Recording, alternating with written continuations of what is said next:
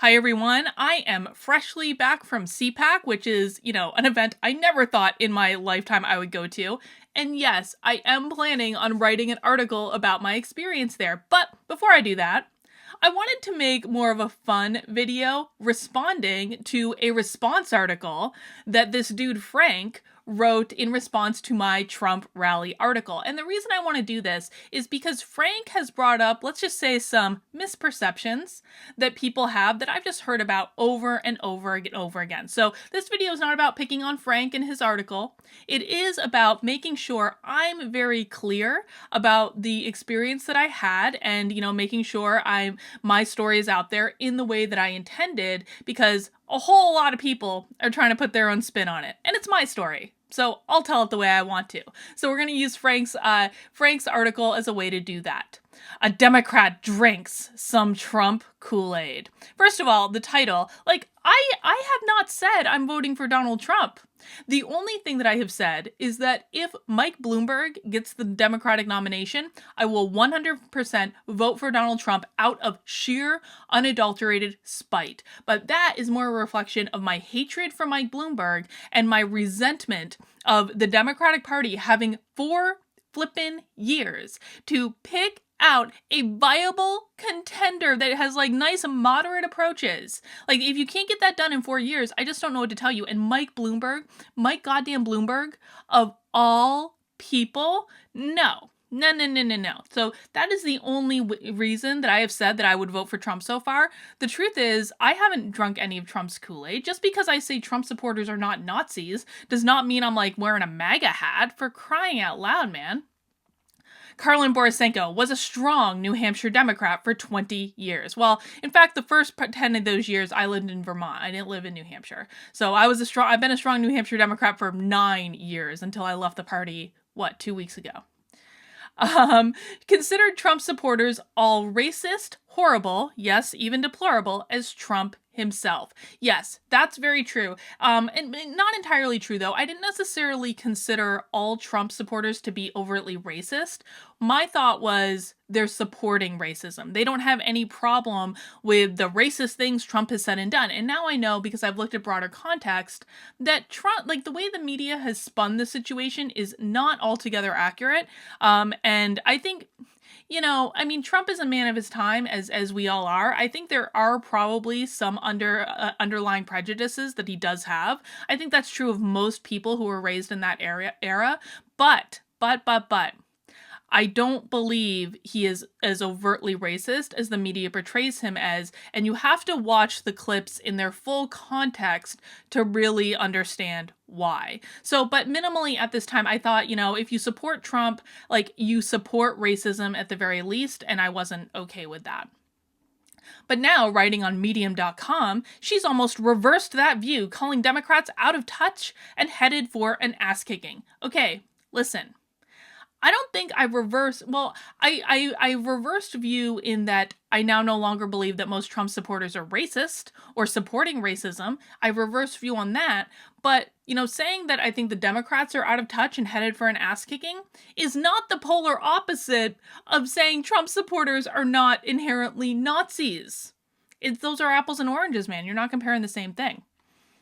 It started with her knitting circle. Okay. Pause right there. And this is a common misperception. When I say the knitting community, I am not talking about a couple of women that I get together with on the weekends and knit. What I'm talking about is the knitting community on Instagram. And this is thousands and thousands of people. And people post pictures of their yarns, they post pictures of their projects, and it's a great way to learn how to do new things, meet people who have the same interests as you do. It's all happening on Instagram. But I'm not talking about a knitting circle of just a couple of people. I'm talking about a massive online community of people that follow these hashtags, that, interact. It also exists in other places. The knitting thing actually really started when Ravelry banned all support for Donald Trump on their platform, and then the craziness kind of migrated into other areas. But what I am primarily referring to is my interactions with many people on Instagram. That's where most of the crazy is taking place right now. encouraging roving gangs of online social justice warriors who started going after anyone in the knitting community who is not lockstep in their ideology. Okay, fun fact. So since my article went viral, the crazies in the knitting community, the SJWs, they have like amped up the crazy to a whole new level. So right now, the thing is, and I swear I'm not making this up, I'm not, you can check my Twitter, liking a picture of green socks is evidence that you support the alt-right. I'm going to say that again, because I know you're thinking, you're like, what are you talking about? No, in the knitting community, right now, according to the SJW crazies, liking a photo of a pair of green socks is evidence that you are a member of the alt-right. You cannot make this stuff up. Someone actually had to issue a dramatic public apology for liking a photo of green socks. Okay, I've got receipts. I can provide evidence to this. But we're not going to do that now. We're going to keep going with this article.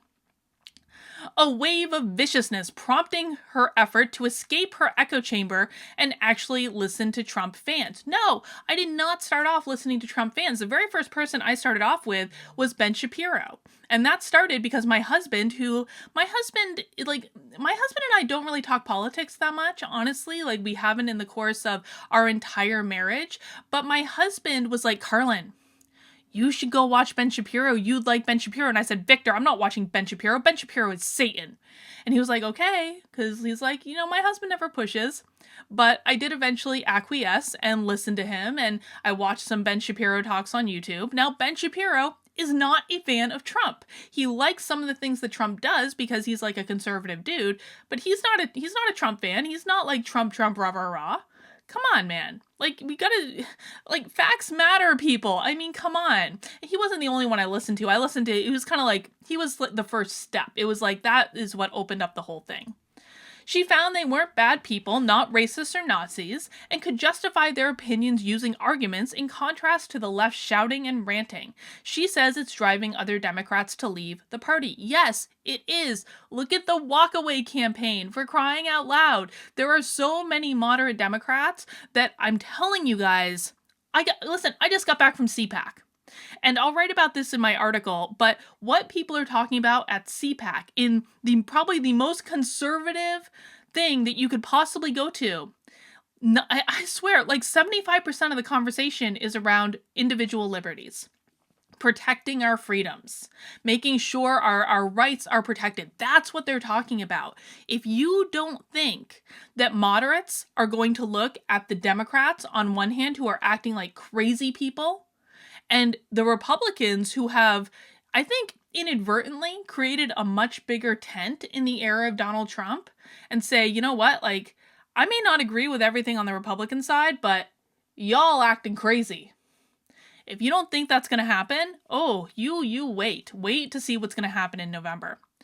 Wearing a red hat reading Make Speech Free Again, Borisenko noticed people on both the right and the left each saw it aimed at the other side. Yes, that's very, very true. And I've actually had a lot of questions about this hat.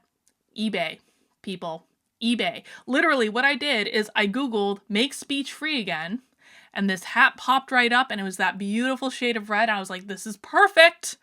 It's perfect. So go to eBay. It's like $16 or something. I really should have started like selling those, but I didn't expect my article to get 3.3 million views. So planning for next time. Then she attended Trump's New Hampshire rally and was struck by the positive energy there, marked by optimism and love of country, in contrast to a recent ill-attended Democratic event where people booed and shouted at those backing the wrong candidate and were all doom and gloom and criticism of America. Okay, this is not entirely accurate. The Democratic event I attended 2 days prior to the Trump rally was the McIntyre Shaheen dinner, in which all the major Democratic candidates come and they give their little talks and everyone cheers for who they like and everyone gets like t-shirts from the campaign and all this stuff. I went with Pete Buttigieg's campaign. We had great seats. I had fantastic seats for this. It was awesome. But it was not complete. I wouldn't say it was ill-attended. There were a lot of people there. I mean, the campaigns did a really good job. They gave out free tickets, and sometimes, I mean, the Buttigieg campaign wanted me to phone bank or something to get my ticket, but I ended up blowing that off. Sorry, Pete, you're out of the race now. Wouldn't have helped anyway. But, you know, it wasn't ill-attended, but Trump's rally, every single seat in that arena was filled all the way up to the very rafters. And it was different too than the dinner, because the dinner had all these tables and things set up for this formal dinner that was taking place. And so that area for the Trump rally was open. It was more like a concert where people were just standing around. So I think there were far more people at the Trump rally than there were at the dinner. That's what I was talking about. Borisenko acknowledges that Trump lies. Yeah, he does. Well, I mean, okay, so, but Trump exaggerates. And sometimes he lies. I think someone said, I saw on Twitter, someone said Trump said there were like 40 or 50,000 people at his New Hampshire rally. That is patently false. That arena only holds like 11,500 people. It would not have been possible for there to be 40 to 50,000 people there. I was there. So that's not true. But I think most of the time Trump exaggerates more than anything else. But the strength of this rally wasn't about the facts and figures. It was a group of people who felt like they had someone in their corner who would fight for them and have their back. Okay, I want to make a comment on this, because one of the criticisms that I've received for this article is that I said Trump had their back.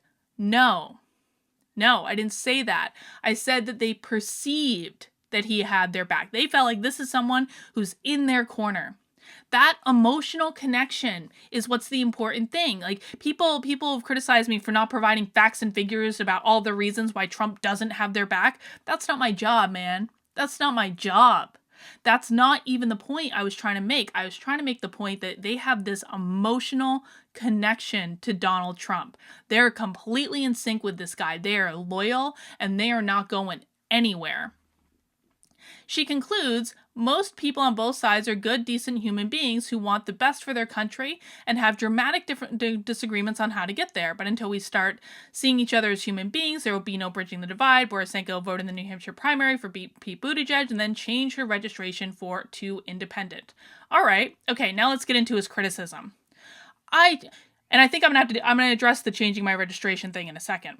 I changed my own registration from Republican to Democrat in 2017 because I actually couldn't see my lifelong party through Borisenko's rose-colored glasses.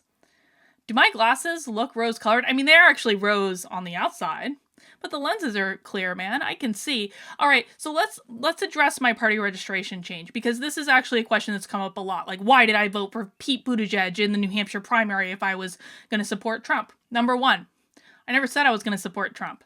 But that's actually not the main reason. The main reason is that I decided to leave the Democratic Party in November. I decided to leave several months ago. And I went to town hall. I was all excited to change my registration. And I got up there. I said, I want to become an independent. And they said, no, you can't. And I said, why? And they said, because the deadline to change it before the primary was 2 weeks ago. And we advertised this everywhere. And we don't know why you didn't see it. Now, what they mean when they say they advertised it everywhere is they posted a link on the town website. That's what they mean. Whatever, it's small town New Hampshire. I called them fascists. I was really angry about it. I was not happy.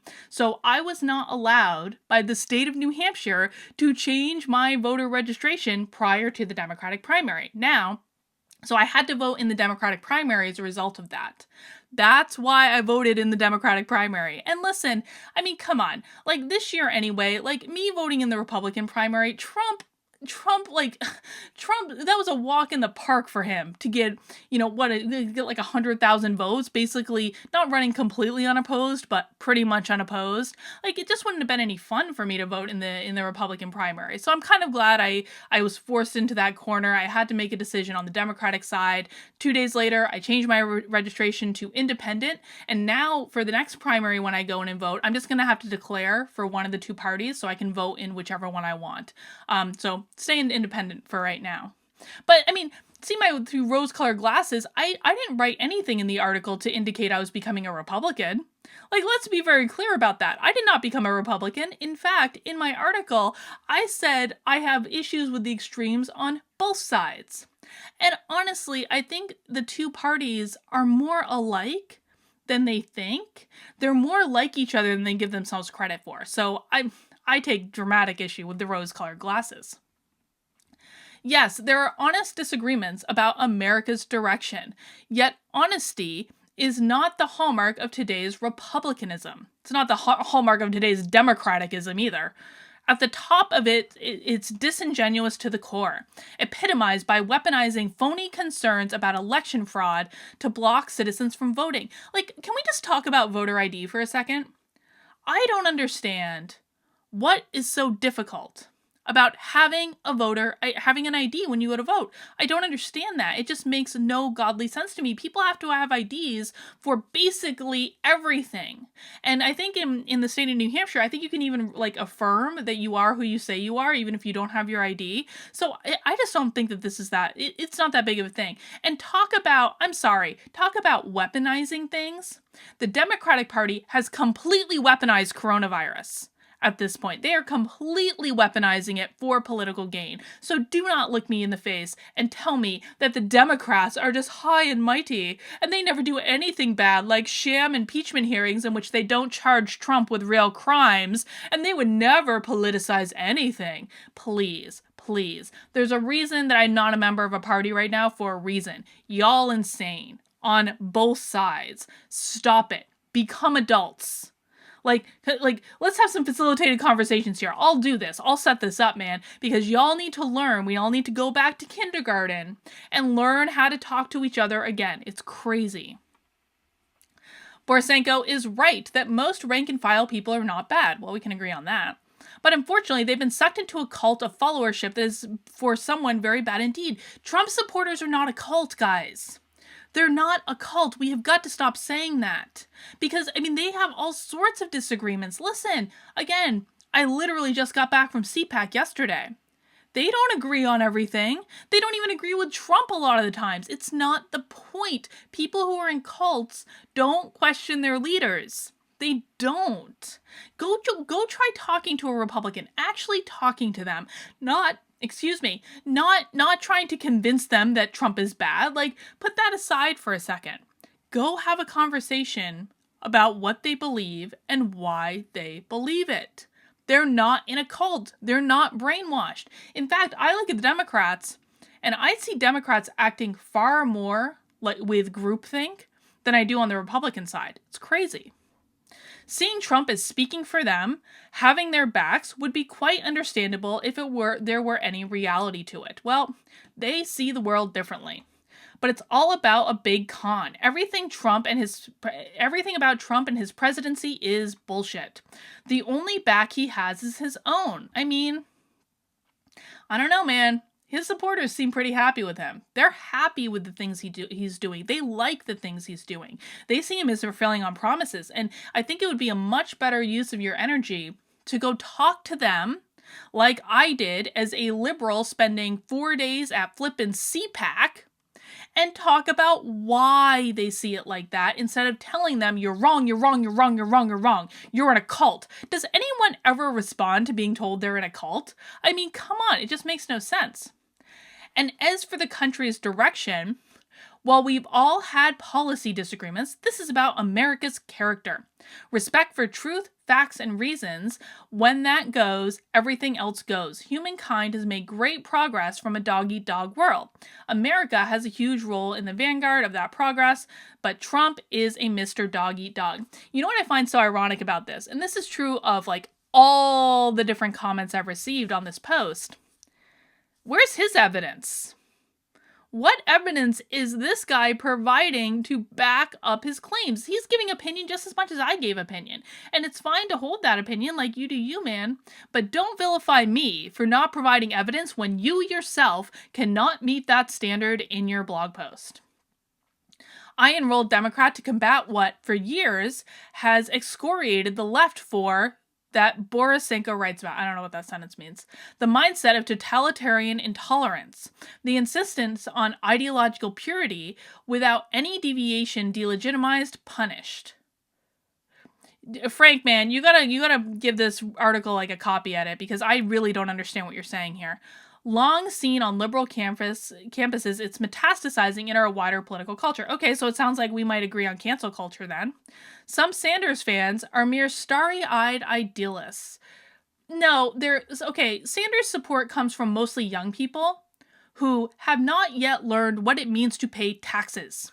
Maybe they have like a entry level or like low level job, but I'm sorry, like the minute that you own a home and you have expenses and property taxes and income taxes and all the different taxes. Listen, I live in New Hampshire for a reason. We have like less taxes than most. The minute that you learn what taxes really mean, you're not going to be a socialist anymore. I promise you that.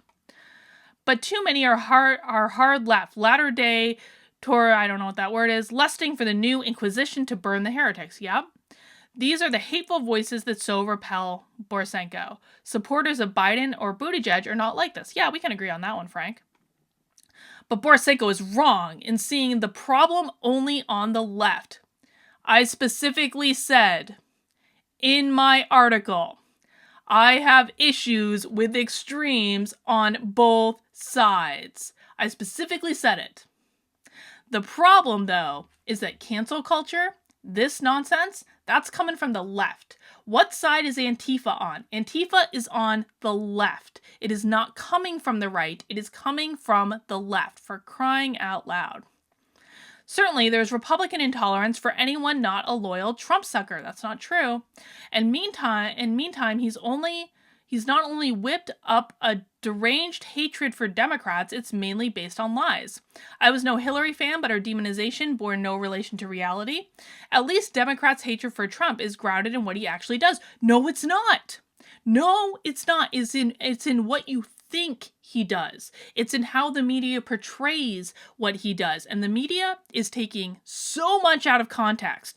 Folks, you've got to do your own research, man. Go look at the full context of the things he says and the things he does. I promise you, it's not what you think it is. Now, that's not to say that Trump is like the best guy ever. I don't think he is. I take a lot of issue with things he does. I'm still a liberal, man. I didn't give up my liberal ideology because I left the Democratic Party. But the Democratic Party are not liberal anymore. The Democratic Party have gone off a cliff of progressivism, whereas most of what you're going to find for those classic liberal ideologies that made me become a Democrat 20 years ago, those are existing right now in like the centrist category, and frankly, in the Republican camp. That's where that exists now, not on the left. America today is in a profound crisis for its civic soul. It's no hyperbole calling this our most important election since 1860. The Republican Russian campaign will be a shitstorm of lies, disinformation, and ruthless, dirty tactics. Frank, you should really research the Russia stuff, man. It's not what you think it is. Yet, facing this crisis, Democrats, in a fit of foolish self-indulgence, seem on track to put up an utterly ridiculous candidate. Yes, I agree that that's true if Bloomberg gets it. I agree if that's true if Bernie gets it. And frankly, listen, man, I'm from Vermont. I have such a soft spot for Bernie.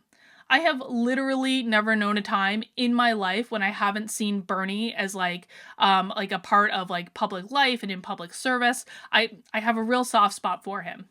However, Bernie has surrounded himself with bad actors, and he doesn't seem to be able to fight against them. I think he's getting a little old and tired, and I just think it's too bad.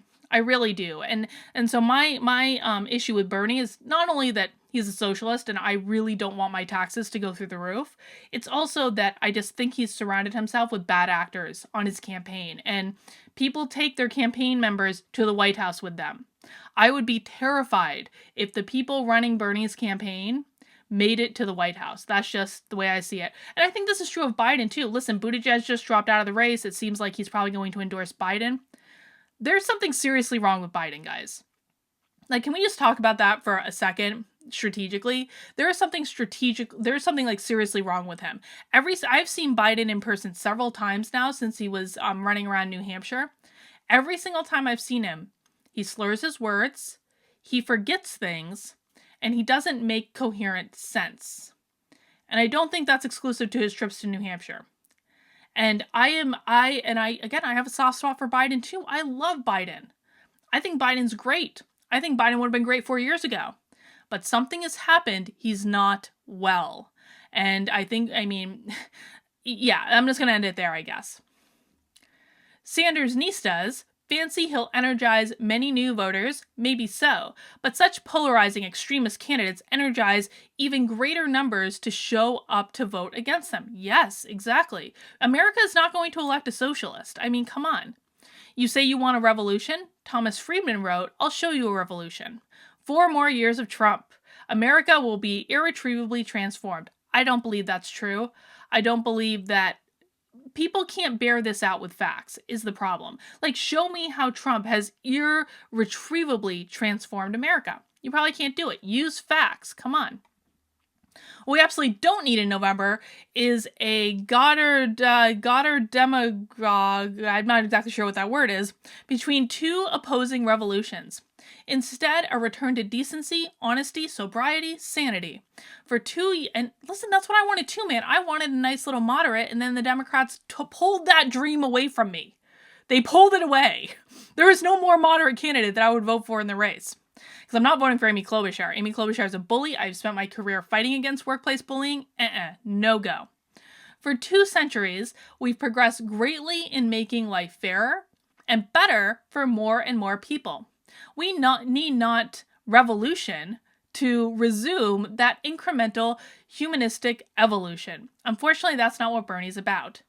Oh, God, Frank, you had to end this with Bloomberg, didn't you? I'm starting to wonder if, pragmatically, Bloomberg is our last hope. No, he is not our last hope. Bloomberg is... No. Can he buy the election? Gosh, it would be money well spent. Do you even hear yourself? You are okay with a billionaire who has shown just as many, if not more, racist, misogynistic tendencies as Trump to come in and buy the Democratic nomination? Is this what you're telling me you're okay with? Okay, you've just taken your principles and flung them out the GD window. Are you insane? Can you even hear yourself? I mean, come on, man. I know you need to proofread this blog post, tighten it up a little bit, but you got, look at it for content too. Think more critically about this. You think Bloomberg's the great white and short hope? Please. Unlike Trump, whose charity was, of course, a self-serving Bloomberg is a genuine philanthropist. Yeah, okay. With the public good truly at heart, why didn't you just Photoshop Mike Bloomberg with a halo over his head and the Hallelujah choir singing down from the sky as rays of sunshine waft onto him? I mean, come on, man. And is willing to use his money to promote that. I'd rather have Bloomberg buy his way to the presidency than Trump lie his way to it, and then he posts a link to my article. So, this is where you and I differ, dude. I will never vote for Bloomberg. I will never, ever, ever, ever, ever vote for Bloomberg. And in fact, if Bloomberg gets the nomination, I will go full on Trump. I will do whatever I can to get Trump reelected. Because that guy, no go. I will buy a MAGA hat. I will register voters. I will tell my story to convince as many people as I can that Trump is the better option. For real, man. Bloomberg is no-go, and it's insulting. It is absolutely insulting that this is the best after 4 years that the Democrats could do. And that's why I walked away from the party, and that's why anyone that has any remote amount of sanity should take a step back, look at it from a detached perspective for 1 second. Remove, you go and talk to them. Go to a Trump rally. Go to a conservative event. Meet the people there. Talk to them about the things they care about. They're not as evil as you think they are. I didn't give up my liberal values just because I went to a Trump rally. But the more important thing that it showed me is that my party has gone irretrievably away from me, or rather, the party I spent 20 years in, which is why I became an independent. It's why I walked away. And if you're looking at it with any common sense, you'll probably see the same.